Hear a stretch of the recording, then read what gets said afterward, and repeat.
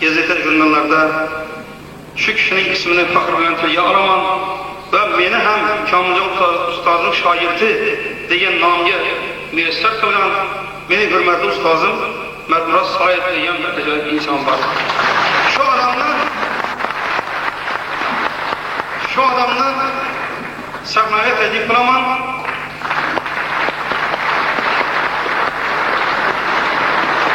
Meni ashularimni qancha qolasanizlar aytaveraman, eshitib yursizlar.